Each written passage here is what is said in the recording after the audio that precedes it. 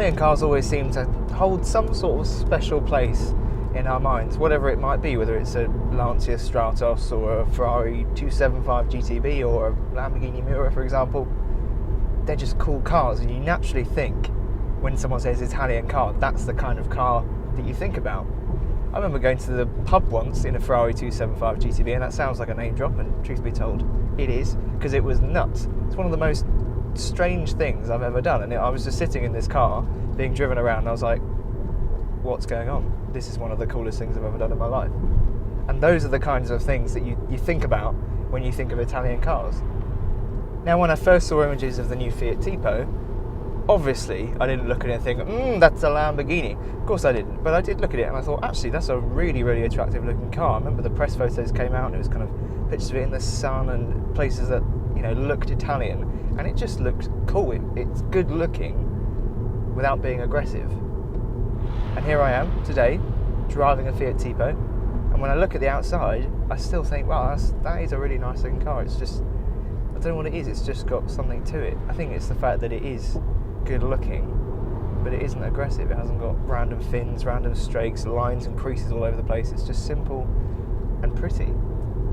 But there is another side to Italian cars, and it's probably the side that people who actually own Italian cars will be more familiar with, and that is unreliability and quality. So when you think of a German car, you think well made. When you think of an English car, you probably think handmade. When you think of an Italian car, you probably think made after a nap and before a coffee.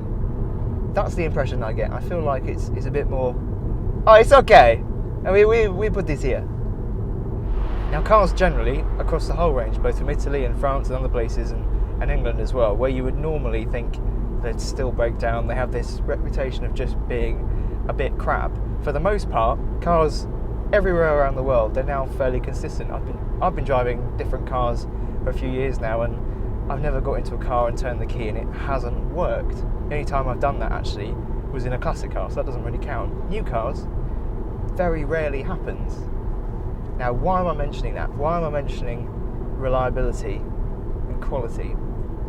Well, because when I saw this car in the metal, when I was getting it earlier on in the week, I thought, that is as good as it looked in the pictures. I'm really looking forward to that. And then I got inside and I was a little bit disappointed, if I'm honest. Now, this particular Tipo is their range-topping lounge model. And because it's the range topper, you kind of think, well, it's going to be loaded up with kit, which in all fairness it is, but it's just the quality in here isn't what you'd expect at all. Like this plastic here on the doors and on the dashboard is really not very nice at all. It's solid, but it's so scratchy. It looks already like it's had a 15-year-old life in a car before it's been put in here. And it's the same thing on the centre console. The sat-nav screen, for example, is the same as you get in a Fiat 500. And in a Fiat 500, I can completely understand why you'd have a screen that is 5 inches. It's only about that big. But in this car, firstly, the dashboard is nowhere near as interesting as the Fiat 500. Fiat 500, it's a body-coloured dash, it's kind of shiny plastic, and it looks quite cool. Whereas in this, it's just black, and the screen is the same size. And in a car this big, the range-topping, 5-door, 5-seat family hatchback, and you've got a screen that is smaller than most people's phones, I just don't think it's good enough, to be honest. Anyway, so while the outside is really, really good, and I really like it, inside, it feels like a completely different car. It just isn't very nice. How does it drive? First things first, steering, and I'm afraid it's more bad news.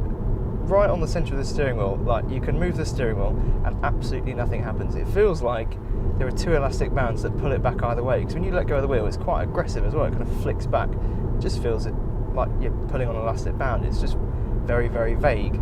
The faster you go, and once you do get more steering angle on and you're going a bit faster, it's heavier and you kind of get a better idea of what the wheels are up to. But in straight ahead now, it's just, again, just not very nice.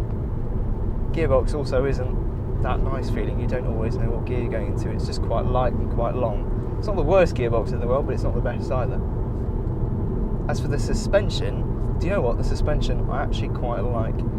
For driving fun, it isn't that great. because it does roll around a lot, particularly if I do that thing with the steering and I get a bit more aggressive with it, it just pitches from left to right. It's just very soft. But the benefit of that is I've done a few long motorway journeys and it is very comfortable. So built for comfort, not for fun. One other thing I will mention, it's not something I actually talk about very often, is space. This car is very roomy. I can kind of get why this trim level is called a lounge. Not that it makes any difference to the size of the car, but it's just very big. There are quite a few engines to choose from in the Tipo. This one we're driving at the moment is the most powerful diesel you can get. So it's a 1.6 litre turbo. It's got 120 brake horsepower. The reason I say it's the most powerful diesel is because there's also a petrol that produces 120 brake horsepower. That's a 1.4 turbo. But this is the most powerful diesel. 0 to 60, 9.6 seconds. The petrol 120 horsepower engine will do 0 to 60 in 9.4, I think it is.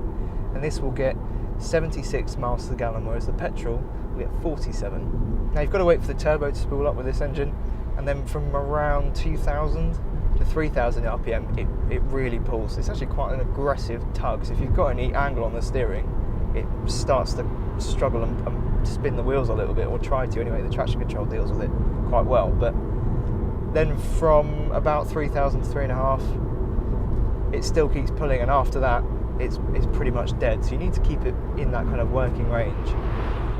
So what to make of this Tipo then? It's average, I think that's fair to say. I wouldn't buy it because of the steering and because of this interior quality. It just isn't what I'd want. I think probably what redeems it, or will redeem it in terms of sales, is the fact that comparing this car to other models from other companies is quite a lot cheaper. And I think that's why you've got such a small screen and the bad plastics.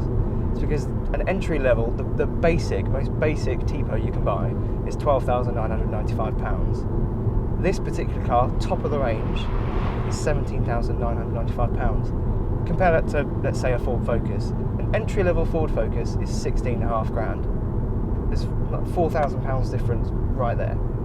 Top of the range, with a kind of 120 brake horsepower diesel engine from a Ford in a Ford Focus, is anything from between £20,000 and £24,000. That's why this plastic is here and why this screen is so small, because this is the budget alternative.